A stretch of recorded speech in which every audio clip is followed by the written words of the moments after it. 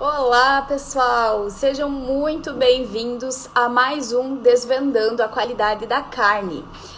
Aqui nós conversamos sobre como atuar no controle de qualidade de carnes, a como dominar o controle de qualidade de carnes. E o assunto de hoje, da nossa live de hoje, vai ser sobre perguntas e respostas. A nossa primeira pergunta, então, de hoje. Devo descrever a realidade do estabelecimento? Sempre fico com dúvidas. Bom, pessoal, essa é uma dúvida, né, que não é só dessa pessoa que colocou aqui a pergunta. Tenho certeza que outras pessoas também, né, se questionam em relação a isso. Porque realmente, né, a gente tem a tendência de ficar com esta dúvida. E agora, coloco o que realmente está acontecendo, o que eu faço, né? Então, em todos os documentos da qualidade que a gente for desenvolver, seja lá um manual de boas práticas, os POPs, né, os procedimentos operacionais padronizados, os programas de autocontrole, todos esses documentos, né, independente de qual documento for da qualidade, eu preciso sim sempre descrever a realidade da empresa. Então, eu gosto muito de trazer isso para vocês, né, para os meus alunos também, que a gente sempre deve retratar essa realidade. Por isso que é muito importante também, pessoal, que eu reforço aqui, além de nós conhecermos o processo que está acontecendo, né, na empresa, no frigorífico, na casa de carnes, no açougue, eu preciso entender esta realidade. O que quer dizer, né, com entender a realidade e descrever a realidade desse estabelecimento? É realmente eu escrever o que acontece naquele dia a dia, né, o que é feito. Por que eu preciso, então, descrever esta realidade? Quando nós temos, né, as famosas auditorias, né, que vem lá os fiscais de vigilância, né, estes fiscais, eles vão chegar nos estabelecimentos, eles vão conferir toda a parte documental, né, vão lá conferir manual, conferir PAC, POP, vão olhar, vão dar uma lida, né, vão analisar aquelas documentações.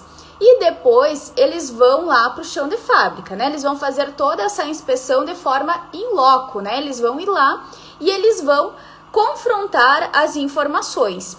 Então, digamos lá que no documento, né, você escreveu que no processo lá de insensibilização, por exemplo, dos animais, era realizado, né, com uma pistola de dardo cativo não penetrante, por exemplo, né? Você descreveu isso. E lá na hora o fiscal vai lá e ele vai ver que não é usada aquela pistola, é usada uma de penetração, né? O que acontece? Ele vai fazer um apontamento, né, um registro daquela ocorrência, daquela não conformidade, porque o documento não está condizente com a realidade. Esse é um exemplo que eu dei para vocês, né? A gente pode ter várias situações, desde que os colaboradores estão fazendo sempre antes de entrar na empresa, eles realizam a higienização das mãos e das botas. Aí o fiscal chega lá e não existe isso. O colaborador simplesmente entrou direto, né? Ele chegou lá do seu horário de intervalo e ele vai entrar direto na sala de desossa, na sala de abate, né? De operação. Ele vai fazer o registro de uma não conformidade novamente. Então, a gente sempre precisa descrever o que realmente a empresa faz, de que forma ela aplica. Claro que, né, pessoal, reforçando aqui, nós precisamos sempre, tá, fazer, né, com que essa empresa trabalhe com as questões das boas práticas de fabricação. Então, a gente precisa, sim, né, trazer essas informações quando a gente for prestar algum serviço de consultoria, quando a gente for atuar como RT, ou ainda, né, se a gente é colaborador dessas empresas, tanto atuando como responsável técnico, gerente do controle de qualidade, né, enfim.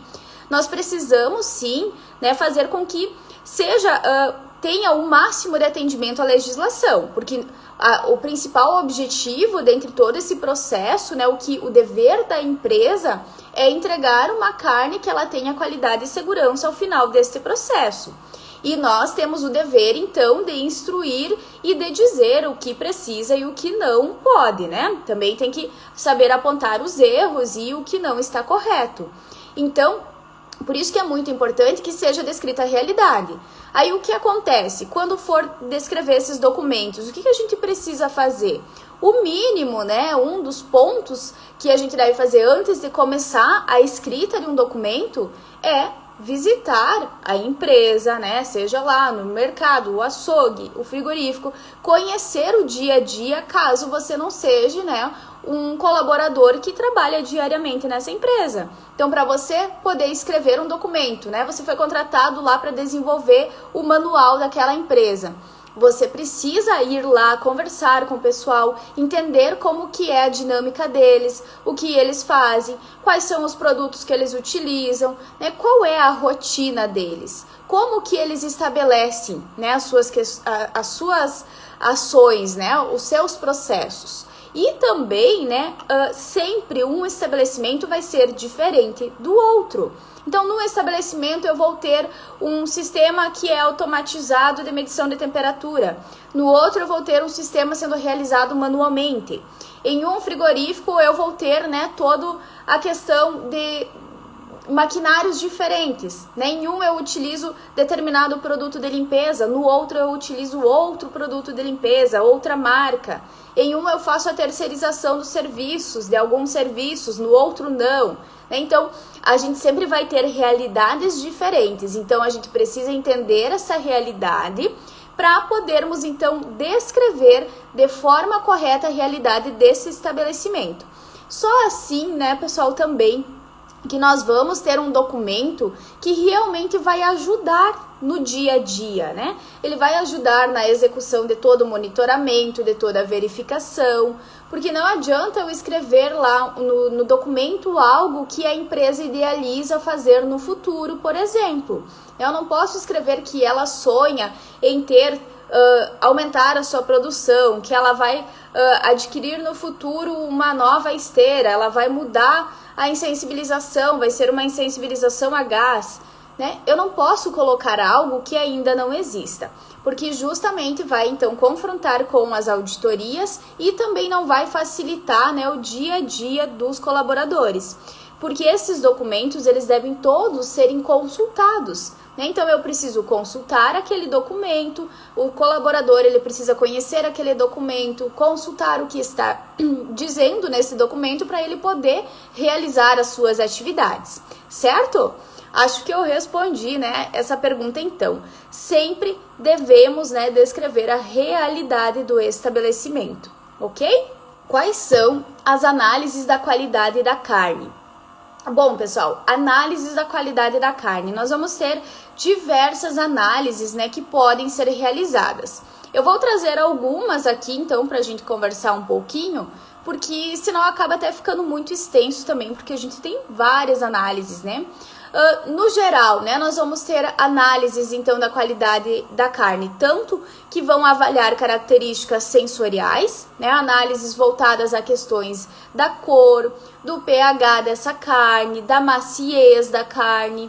Eu vou ter também análises químicas, né, as análises físico-químicas que são realizadas com o intuito, né, essas análises físico-químicas de descobrir composição físico-química, né, que seria então, quanto que eu tenho de proteína, quanto que eu tenho de água, quanto de carboidrato, de minerais, né, quais vitaminas. Então, eu vou ter essas análises também, né, podendo ser realizada. E também, né, a gente tem toda a parte das análises, então, da segurança, análises microbiológicas que podem ser feitas não só na carne, como também, né, durante o processo, né, a gente tem várias análises que são realizadas, que são exigidas pela legislação que a gente tenha para evitar, né, para que eu possa comprovar, então, que eu não tenho nenhum tipo de contaminante, né, microbiológico que esteja comprometendo a segurança dessas carnes que vão ser entregues depois ao consumidor. Então, eu tenho limites estabelecidos pela legislação, né, de quanto se pode ter ou se tem a exigência de se ter ausência de algum micro-organismo. Então, eu tenho esta parte também de análises de segurança, análises microbiológicas e essas análises, então, físico-químicas e sensoriais. A maior parte das análises que são realizadas, assim, mais no dia a dia, lá no chão de fábrica, né? A gente pode ter, então, análises desde análises do pH dessa carne, né, que é uma análise fundamental que seja realizada. Se algum estabelecimento que vocês atuem ou que vocês forem atuar, né, no controle de qualidade dessas carnes, ele não faz a medição do pH, já é uma forma de vocês tentar otimizar o trabalho de vocês e trazer um resultado diferenciado para esses estabelecimentos, porque a medição do pH ela vai então nos mostrar, né, as condições daquela carne frente à qualidade sensorial, né, a capacidades tecnológicas, se eu quero usar essa carne, né, para fazer um produto, né, a questão da durabilidade dessa carne também. Então essa análise de pH ela vai me dar várias informações, né? Então, aqui, através de uma simples medição de pH, que eu vou utilizar um pHmetro, eu já consigo selecionar para onde que eu vou destinar essas carcaças, né? Para qual mercado eu vou destinar, se eu posso destinar para o consumidor final, ou ainda se eu posso otimizar, né, essa carne e utilizar ela no processo de um produto, na elaboração de um produto cárneo. Por quê? Nós temos, né, os defeitos cárneos. Esses defeitos cárneos, se nós levarmos esta carne com o defeito, tanto lá o DFD ou o PSE, se o consumidor pegar essa carne para consumo, ele vai rejeitar esse produto, né? Ele vai pensar duas vezes se ele volta a comprar a carne daquele estabelecimento ou de determinada marca.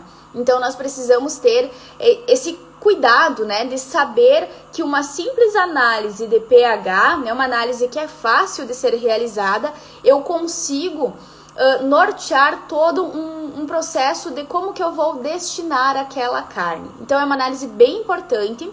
Nós temos a análise da temperatura, né? Medição de temperatura é fundamental, é uma exigência, né, que seja realizada a medição de temperatura. Tanto que nós temos, né, que aquelas carcaças elas só podem ser desossadas, né, elas só podem ser expedidas com temperaturas de até 7 graus Celsius. Então, se eu tiver qualquer alteração desta temperatura, de no máximo 7 graus, o que vai acontecer? Eu vou ter uma não conformidade. E essa não conformidade, ela já vai então gerar uma série de ações dentro dessa empresa. Então, eu vou precisar corrigir aquele problema, eu vou ter que fazer um relatório, né, um registro dessas não conformidades. Então, a medição de temperatura também é uma dessas análises, né, que são feitas. Aí dentro, né, da questão da busca, né, pela qualidade da carne, quando a gente tem pesquisas sendo realizadas, né, em cima desta qualidade da carne, a gente vai ter várias outras, né, análises que são feitas. Então, todas essas físico-químicas que eu comentei para vocês, a umidade, nós vamos ter também análises da capacidade de retenção de água, que também está associado com o pH dessa carne, né? E também vai ser bem importante, porque eu consigo associar a maciez dessa carne. Então, a capacidade de retenção de água é quanto, né, que aquela carne ela tem a capacidade de manter a água na sua estrutura. Então, isso está associado à maciez, porque quando eu for mastigar essa carne, eu preciso que ela tenha, que ela absorva essa água, que ela não libere, né? Aquele líquido que a gente encontra às vezes nas embalagens é porque essa carne ela pode ter alterada a sua capacidade de reter esta água. E quando ela perde esse líquido, né, esta água, ela, além de estar perdendo, né, nesse líquido vitaminas, minerais, ela vai também afetar na sua maciez, porque a água ela proporciona também, ela auxilia nessa questão da maciez e principalmente da suculência da carne. Então a gente tem análises de capacidade de retenção de água que podem ser feitas, a própria análise, né, da maciez, ali, da dureza dessa carne, que é através então do texturômetro, né, onde eu consigo, essa análise é bem bacana, né, essa de textura, porque eu consigo fazer, né, analisar frente ao que o consumidor vai sentir no momento que ele for consumir aquela carne, né? Então, eu consigo mapear, né, através da análise de um pedaço cárneo, como que é a questão da mastigabilidade, né, como que é a questão de coesividade, de como que essa carne vai se comportar, né, na boca do consumidor. Então, é bem bacana também. qual é a força, né? Por exemplo, que eu preciso imprimir nessa carne, que eu preciso usar, né, para romper as fibras dessa carne, que é o ato de mastigar. Então, tudo isso eu consigo também, né, ter relacionado a estas análises da qualidade, tá? Que é relacionado à textura. Eu vou ter também, né, pessoal, análises relacionadas à vida de prateleira, por exemplo, né? Além de eu medir ali tudo, umidade, vitaminas, minerais, eu posso ter também análises de T-bars, de oxidação, né? De quanto que eu tenho de gordura, quando que essa gordura ela vai oxidar, ela vai ficar rançosa, né? Em outros termos. A gente consegue também fazer essas análises, que vão ser análises importantes para que eu consiga estabelecer a vida de prateleira dessa carne. Então, quando a gente tem lá, né, aqui até entrar um pouco no outro assunto, as datas de vencimento, a data de validade. Todos os alimentos, né, que passam, eles vão passar por essas diversas análises que eu trouxe aqui. Alguns alimentos vão ter algumas análises mais específicas e um pouco diferente, né, de outros alimentos. Mas então é feito toda uma análise, um estudo para nos dizer então se aquela carne ela pode, até que dia ela pode ser consumida. Então não é um estudo que, não é uma pessoa que diz lá, não, essa carne dura aqui até 5 dias sobre refrigeração.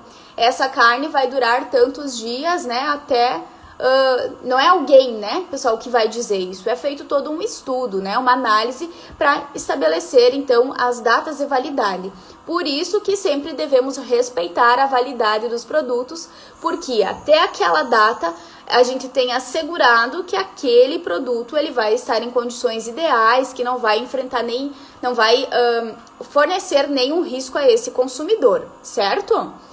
A gente tem diferentes equipamentos que podem ser utilizados. Nós temos lá a análise de cor da carne. Eu vou utilizar colorímetros, né? Colorímetros é um equipamento, então, que ele vai me dar toda a intensidade, né, da coloração, do espectro que nós temos de cor. Então, ele vai me dar lá a intensidade da cor vermelha, da cor branca, da cor preta, né? Eu consigo ver a luminosidade. Então, a gente tem várias formas de analisar todos esses dados. Quando é a carne, né, que tem aquela cor mais vermelha, eu vou ter lá o número referente à coloração vermelha sendo mais alto do que os outros parâmetros, né, que esse equipamento vai me dar, né, de que ele vai fazer essa leitura.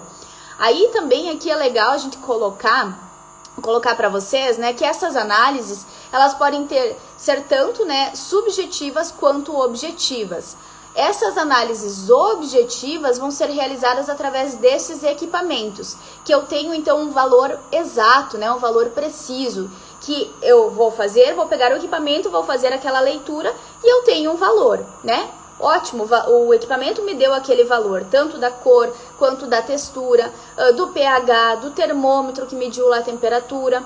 E agora eu tenho também as outras análises que são subjetivas. O que acontece com essas análises?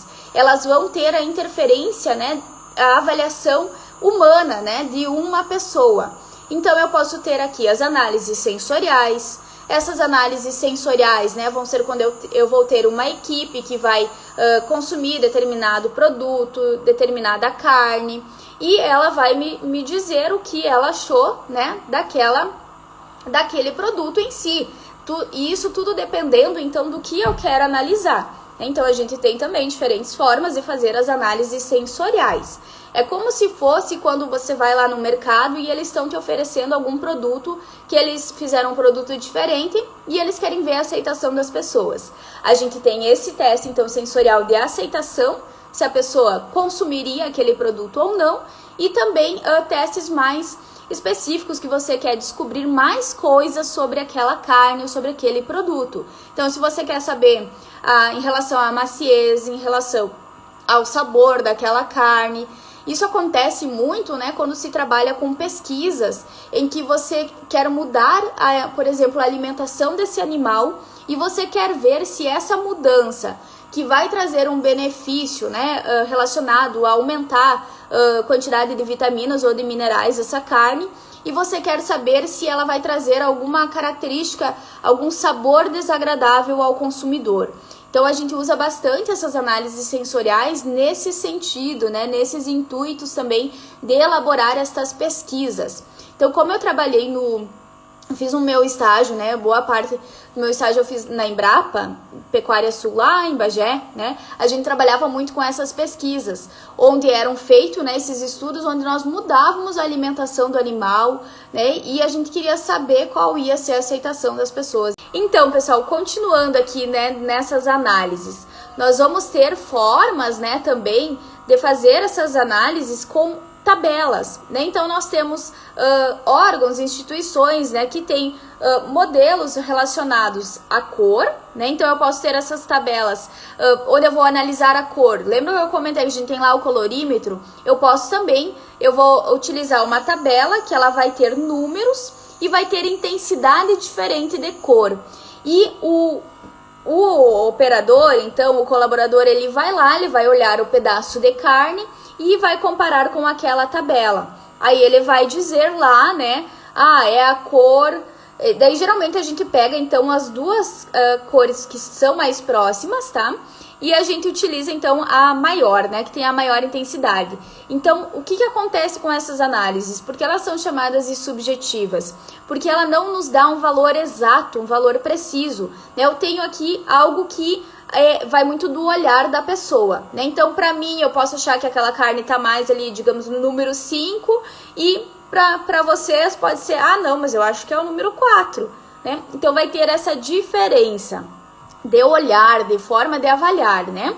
E nós temos também as análises da gordura dessa carne, que também é utilizada bastante, que é uma análise bem importante, que também pode ser uma análise que eu posso realizar tanto antes, lá nos animais, antes de serem destinados para o abate, quanto também, né, eu posso fazer essa análise depois, já na carne lá na câmara fria, ou ainda num estudo, né, que for fazer depois essas medições. Então, a gente tem N análises da qualidade, né, que são realizadas, e todas elas vão ter a sua importância.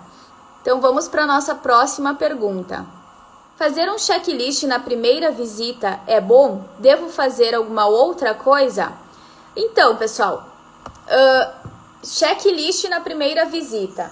Aqui eu imagino que seja, né, contando essa primeira visita, então, quando a pessoa fechou algum serviço de consultoria, ou algum serviço como RT, né, ou até mesmo, né, que a gente pode levar também para um exemplo, se a pessoa está começando a atuar na empresa, né, como colaborador.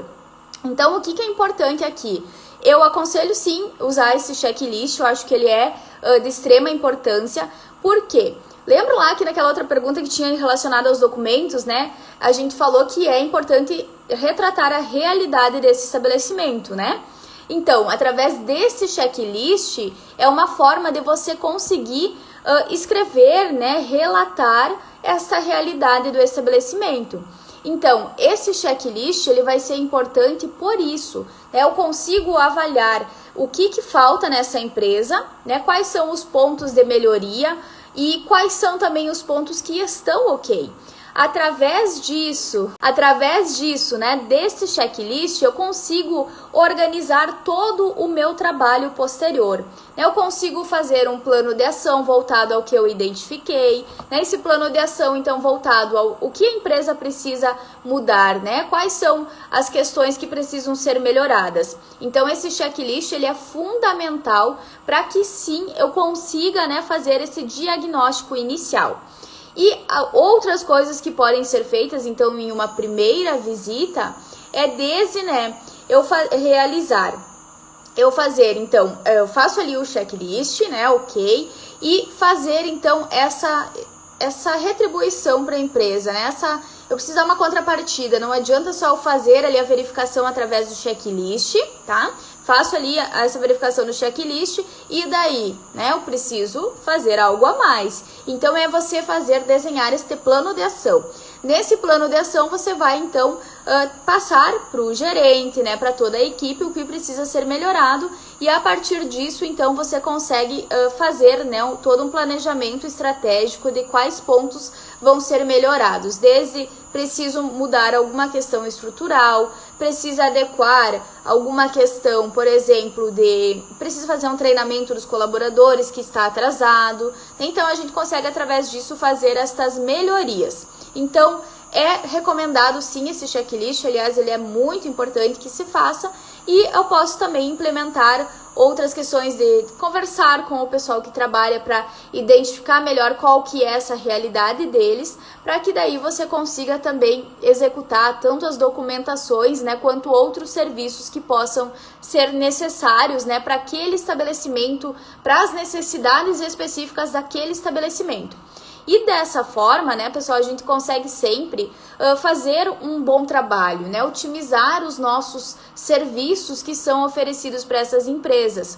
E pensando, né, na questão de buscar a qualidade e a segurança das carnes e dos produtos, essa é uma forma, né, que a gente consegue sim garantir isso e que facilita também o nosso trabalho, certo? Então é bem importante sim. Qual aparelho posso usar para eu mesma medir a umidade de um produto, como por exemplo o Shark?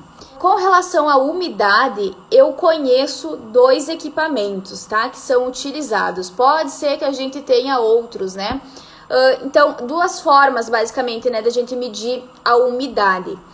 Nós temos então um equipamento, né, a análise tradicional, que talvez vocês conheçam, né, aquela análise tradicional que você vai secar a amostra lá em estufa. Essa análise ela é demorada, 24 horas para se fazer, tem todo um processo. Aí nós temos também os medidores de atividade de água. Esse é um aparelho, tá? Eu não tenho aqui, não saberia te dizer marca específica destes aparelhos, né? Mas você coloca a amostra e ele em alguns minutinhos, alguns segundos, ele vai te dar o valor, né, dessa atividade de água. Então esse também é um equipamento em que você pode utilizar ele ali na hora, né? É uma análise rápida e é o bacana que pode ser utilizado então pelas empresas. Então você pode buscar, né, por um equipamento que faz então a medição dessa atividade de água, que daí você consegue associar ela à umidade também desse produto. Então, porque o Shark, por exemplo, ele passa por um processo que você vai retirando a água. Então, a carne em si, a carne in natura, ela vai ter uma atividade de água muito alta. Agora, o Shark, a atividade de água dele já vai ser bem baixa, né? A umidade dele vai ser baixa. Então, através desse aparelho, você consegue fazer essa medição. Agora, talvez se tenha já hoje, né? Eu teria que dar uma pesquisada, né, se buscar se tem alguma outra forma que você consiga medir essa umidade também de uma forma mais prática e mais rápida, né, que é o que as indústrias buscam hoje, né. Então talvez já tenha alguma empresa que trabalhe com algum outro tipo de equipamento para fazer essa medição. Então valeria a pena dar uma pesquisada se esse medidor de atividade de água serviria para vocês ou ainda se já tem alguma outra tecnologia que possa ser utilizada para fazer essa verificação, tá bom? Vamos para a nossa próxima perguntinha, então. É verdade que agora os frigoríficos precisam ter um monitor do bem-estar animal? Sim, né? É verdade. Então, pessoal, nós tivemos ano passado, nós tivemos uma nova legislação, né? Uma nova legislação sobre o bem-estar animal e o abate humanitário, tá? Então é a legislação de número 365, se não me engano, ela é de julho do ano passado e ela nos traz então a obrigatoriedade, né, de que os estabelecimentos eles tenham um monitor responsável pelo bem-estar animal. Nesse sentido, né, as empresas elas vão ter um tempo para se adequarem. Então a legislação entrou em vigor em julho, não sei exatamente o dia, mas em julho do ano passado ela entrou em vigor. Então a partir desse dia que ela entrou em vigor, tem a necessidade, então, frigoríficos que têm serviço de inspeção estadual, tá? Eles têm 2 anos para se adequarem, né? Nessa questão do monitor e de todas as outras exigências da legislação. E serviço de inspeção federal, então, eles têm 1 ano para se adequarem. Então, até julho desse ano, os frigoríficos que trabalham com inspeção federal, eles terão já que estar adequado com toda essa questão de ter um monitor do bem-estar animal, de ter todo o treinamento, desde o motorista sendo treinado. Então, aqui, né, pessoal, nós temos uma outra oportunidade para profissionais da nossa área. Então, é uma outra possibilidade de atuação, né, que hoje tem essa exigência também por lei. Então, eu tenho, por exemplo, alunos meus que hoje já estão atuando como monitores diretamente, né, do bem-estar animal. Então, as empresas já estão se adequando, né, devagarinho a essas necessidades. Então, eles trabalham fazendo todo aquele monitoramento de como que é o transporte, como que é a chegada dos animais no estabelecimento, quanto tempo ficou de jejum, fazendo todo esse monitoramento dessas etapas, né, que antecedem o abate. Então, essa questão ali do bem-estar animal, do abate humanitário, ele vai ser, o profissional precisa fazer toda essa avaliação, desde lá que o animal sai na fazenda até a etapa ali da sangria, né? Então, compreende essas etapas todas até chegar à sangria. Depois, então, que ocorre a sangria, que é quando o animal vai morrer, aí a gente não tem mais bem-estar animal. Mas até momentos antes do animal ser sangrado, ainda se encaixa, né? Então, nesse programa de autocontrole, então, referente ao bem-estar animal, ok? Então, precisa sim, tá? Ter um monitor, né? Pessoas responsáveis exatamente para o bem-estar animal. Vamos ver aqui. Próxima pergunta, então. Quando utilizamos a mesma máquina de corte para bovino, para suíno e aves, temos queda na qualidade? Aqui, então, essa pergunta imagino eu que seja em relação, né, à máquina de corte lá do açougue, né? Se eu estiver errada e essa pessoa está aqui na live, pode me corrigir. Então, relacionado a isso, o que acontece? Eu posso ter a qualidade e a segurança comprometida, como posso não ter. O que vai depender? Vai depender da forma com que eu vou executar as atividades. O que seria o correto? O correto seria eu ter um equipamento específico para cada uma das espécies. Mas, né, pessoal, isso não é uma realidade das empresas hoje, né? Então, o estabelecimento ele não tem como ter 3 serra-fitas lá para fazer uma processar bovinos, outra ave, outra suínos, né? E isso é uma a gente tem que adequar, né, também as exigências das leis de acordo com a realidade do estabelecimento, né? Então não adianta daí você sabe que precisa ter uma para cada, que seria o ideal, e você chegar lá no local e querer que eles compram mais 2 máquinas, né? Não tem, né? A gente tem que trabalhar também com essas situações e saber contornar, né? Então aqui, pessoal, o que se deve fazer para evitar que se comprometa a qualidade? Eu preciso trabalhar, né, higienizando muito bem essa máquina, tá? Essa serra-fita, essa máquina de corte que está sendo utilizada entre o corte de uma espécie para outra. Então, digamos que eu vou processar lá a carne bovina, eu vou lá, eu corto a carne bovina e eu preciso então higienizar esta máquina, fazer todo o processo de limpeza, de sanitização dela, tá? E depois sim, eu posso entrar então com a outra espécie. Aí eu vou trabalhar lá com bovinos, com suínos, né? Depois eu faço todo o processo de higienização e eu faço então o corte das aves. Aí o que pode ser feito para otimizar isso?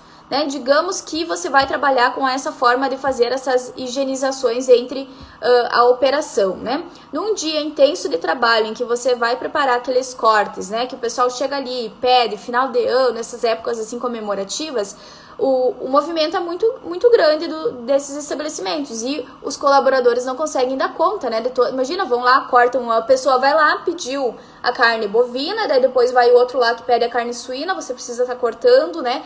E acaba não sendo fácil de otimizar isso, né? Acaba não sendo viável e o que vai acontecer? O colaborador vai simplesmente cortar lá na mesma máquina, né? Não vai higienizar toda vez.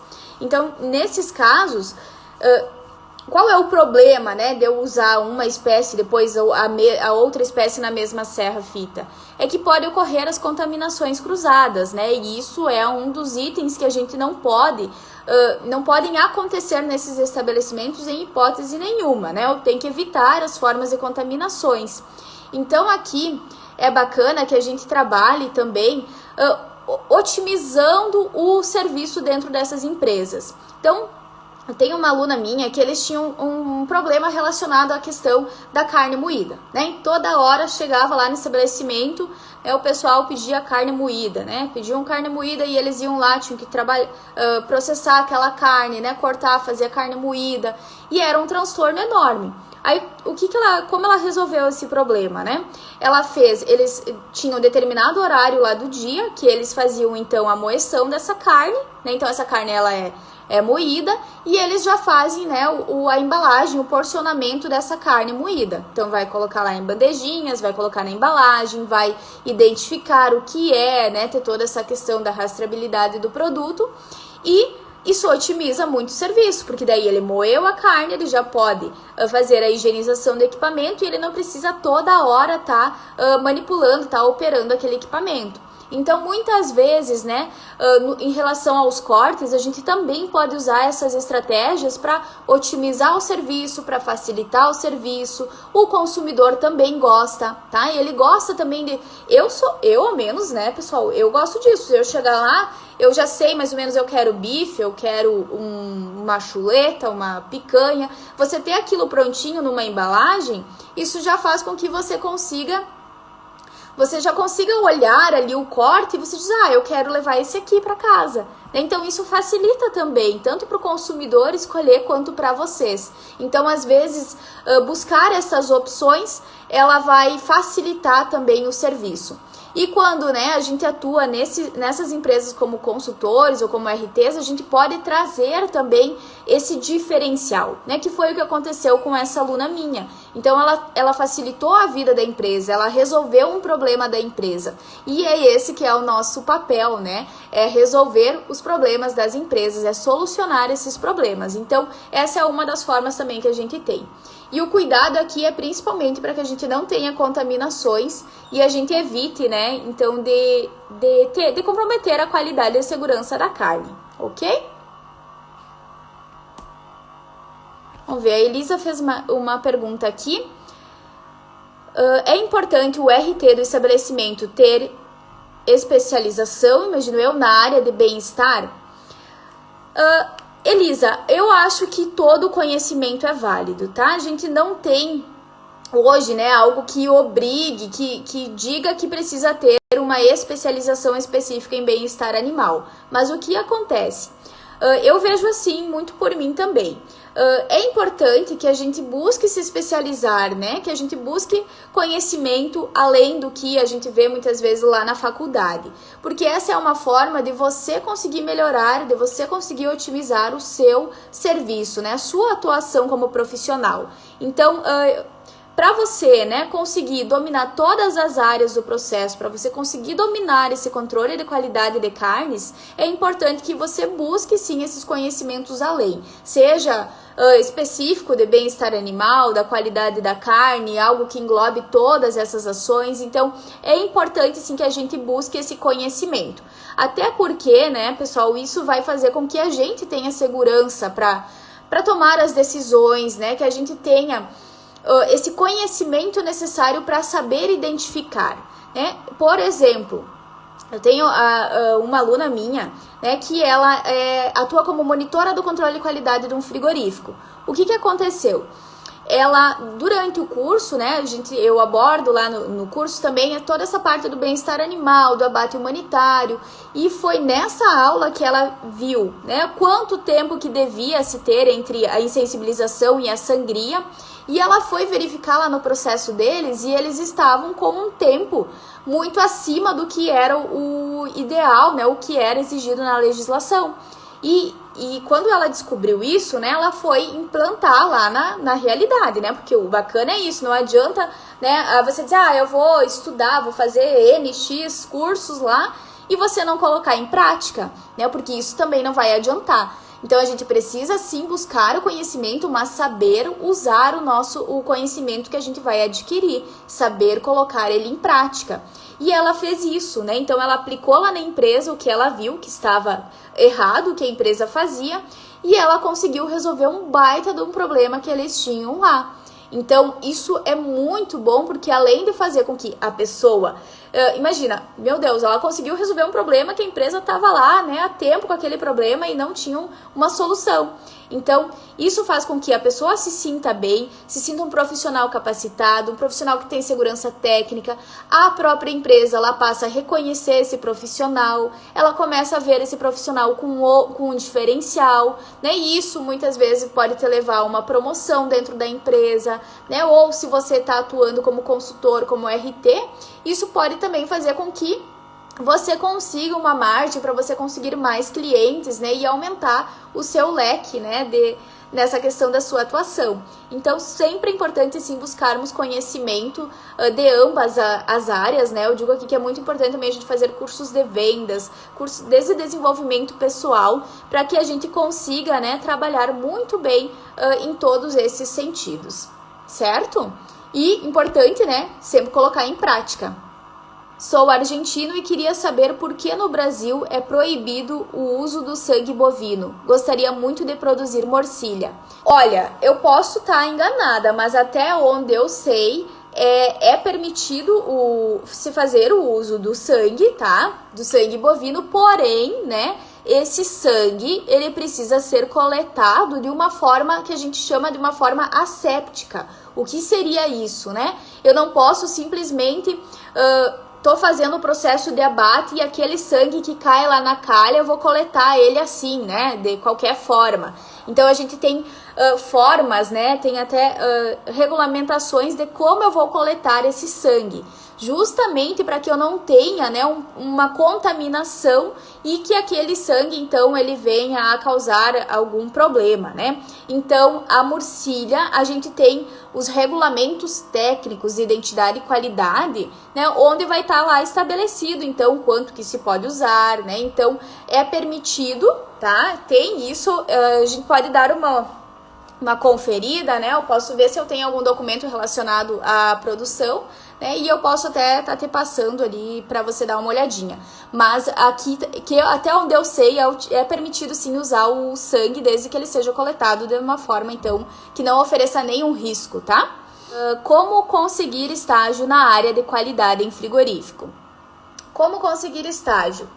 Então, primeiramente, né, você definiu a área que você quer, qualidade, né, da carne em frigorífico, você vai ter que, então, fazer um mapeamento de quais são os frigoríficos que tem próximos e frigoríficos em que você consiga ir realizar esse estágio, tá? Então, digamos que na cidade em que você estuda tenha mais de um frigorífico, né? Às vezes acontece, às vezes em cidades menores vai ter um único frigorífico. Então, primeiramente, é você delimitar quais são as possibilidades que você tem para realizar esse estágio, tá? Então, você chegou lá à conclusão, tem X frigoríficos, tá? Você já sabe, então, onde você vai ir fazer, né, a busca por esse estágio. Aí você vai ter que preparar o seu currículo, né? Então, o primeiro ponto é você elaborar um currículo.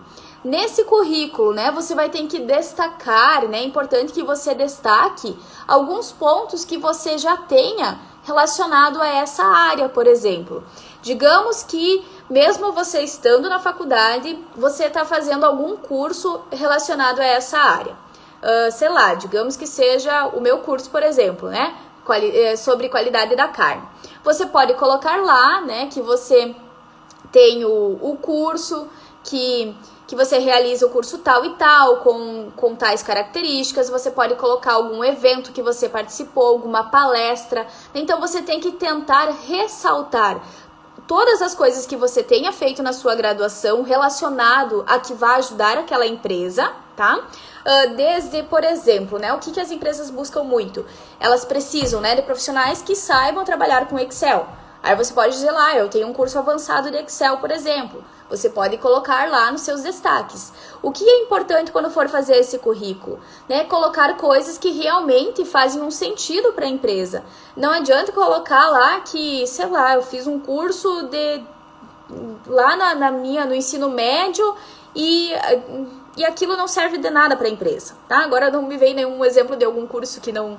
Mas eu tenho um curso de inglês, o inglês pode me ajudar? Pode, né? Pode ser um diferencial. Então, você vai colocar o que pode trazer resultados da empresa. Aí, né, você vai ir até as empresas, vai procurar o RH, vai colocar que você está à disposição para fazer esse estágio, né? Você vai se colocar à disposição, que você gostaria muito. Você pode tentar, então, marcar uma entrevista. O mais bacana é quando você consegue uma entrevista, tá? Se você conseguir uma entrevista pessoal, né, cara a cara, você consegue, né, realmente fazer, então, com que as pessoas possam vir a te contratar mais facilmente.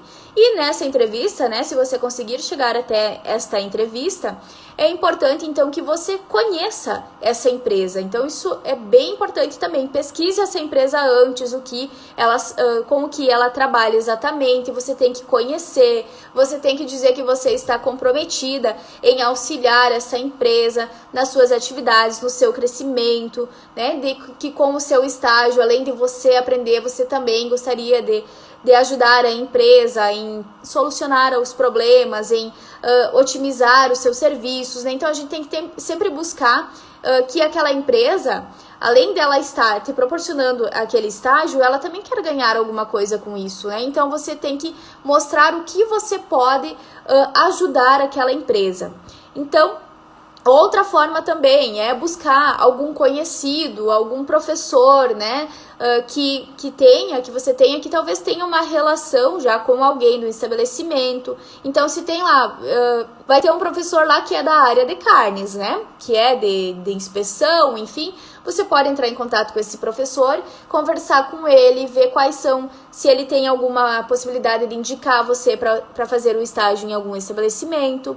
E é isso, né? É bater na porta, ir lá e pedir, né? Cara a cara. Você talvez vai receber alguns nãos? Vai, né? É normal, a gente recebe nãos também. Mas a gente não pode desistir, tá? Tem que continuar, insistir, ir em mais lugares, né? Se uma porta se fechou, muitas outras podem se abrir, né? Então, a gente não pode só se limitar fui lá num lugar, pedi um estágio e não me deram um estágio. Eu não vou desistir, eu preciso insistir, né? Se é realmente o que eu quero, eu preciso insistir.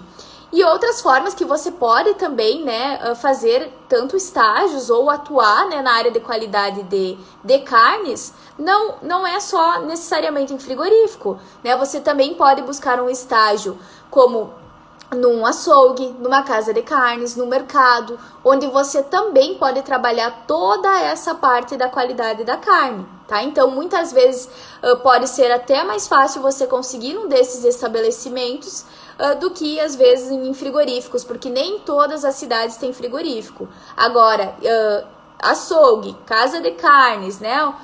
Vai ter em toda a cidade, né? Então, aquele mercado que tem um açougue, você pode trabalhar nele, né? Uma rede de supermercados, né? Eu tenho alunos que são RTs de açougues de redes de supermercado. Então, você pode também buscar estágio nesse sentido, né? Não necessariamente só em frigorífico, caso você não consiga, tá? Se você conseguir, através de ir lá, né, mostrar o seu serviço, de fazer o seu currículo, show de bola. Mas se caso não der, você tem essas outras opções também. Ouvi falar que já está sendo regulamentada a fabricação da morcilha no estado de Santa Catarina.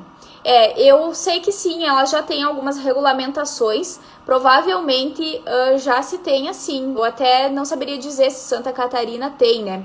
Essa é uma questão, né, que às vezes nem todo o estado ele tem, né, habilitado, ele tem essas legislações, mas, né, a gente sempre tem que ver também a questão a nível federal. Né? Então, a gente tem agora, né, pessoal, tem bastante produtos que estão passando por essas revisões dos regulamentos técnicos de identidade e qualidade. Ontem até a gente conversou um pouquinho da carne moída, né? A carne moída é uma que está passando por essa consulta pública. Tanto a questão também da aspersão de água nas carcaças também está passando por consulta pública. Então, eu acho que eles estão fazendo uma revisão, né, em todas essas legislações e estão colocando, então, em consulta pública produtos que não têm esses regulamentos e também atualizando, né, alguns que eles enxergam essa necessidade de mudar. Em relação à carne, né, maturada, carne dry aged, também está passando por um processo de consulta pública. Então, isso é bom, né, que a gente consegue, então, a partir de que sai esse regulamento, a gente consegue, então, trabalhar, né, com um padrão. Porque imagina, quando não tem esses regulamentos, aí fica complicado para a pessoa trabalhar, para ela se basear no que ela pode e no que ela não pode, né? Então, esses regulamentos são bem importantes para isso. Eles nos ajudam. Aqui temos mais uma perguntinha. O que é MRE? O MRE, pessoal, é o material de risco específico. Esse material de risco específico, né, ele vai ser associado, por exemplo, vai ser lá as amígdalas do animal, os olhos, a medula, né, são partes, então, né, desses animais que eu preciso retirar do processo e ele é considerado um material de risco porque ele pode oferecer algum tipo de contaminação, algum risco de alguma doença que possa ser transmitida, né, pro consumidor, pro humano, ao consumir aquela carne. Então, por isso que ele é denominado, então, de material de risco. Esses materiais de risco, então, nós temos os programas de autocontrole, né, nos frigoríficos, então, em que eu preciso registrar toda essa operação, né? Como que é realizada, quem são os colaboradores que realizam essa retirada. Eu preciso identificar os locais dentro do processo de abate, onde pode ter esse risco de contaminação, né? Por cair fragmentos desses materiais, né? De risco. E eu preciso identificar, então, todo o processo justamente para evitar que eu tenha, então, contaminações, né? Então, quando a gente fala lá contaminação cruzada, aqui pode ocorrer uma contaminação cruzada quando um desses materiais de risco entrar em contato, né, com a carne, com o produto, né, que eu estou lá durante o processo de abate. Então, sempre vai ser retirado, que não pode jamais, né, imagina, foi feito lá a medula, por exemplo, né, quando a gente faz a separação lá das carcaças, que foi feito toda a evisceração, eu vou ter entre lá os ossos, né, eu vou ter a medula. Aí, se eu não tirar essa medula, né, digamos que ficou lá parte da medula óssea lá no animal, aderido na carcaça. E essa carcaça, ela vai chegar lá na casa de carne, lá no açougue, com restos de medula. Aí o que acontece? Vai gerar uma não conformidade. Nessa não conformidade pode gerar um problema enorme, porque o dono lá do açougue, ele pode chamar a fiscalização vai ter que autuar o frigorífico, e aí vai gerar um problema enorme, né? Então, a gente precisa evitar, né, e ter um cuidado redobrado com relação ao material de risco. Então, por isso que a gente tem todo um programa de autocontrole específico para trabalhar, né, com a forma com que eu vou coletar esses materiais de risco, que eu vou destinar esses materiais de risco, né? Então, também tem todo esse cuidado de como que eu vou fazer.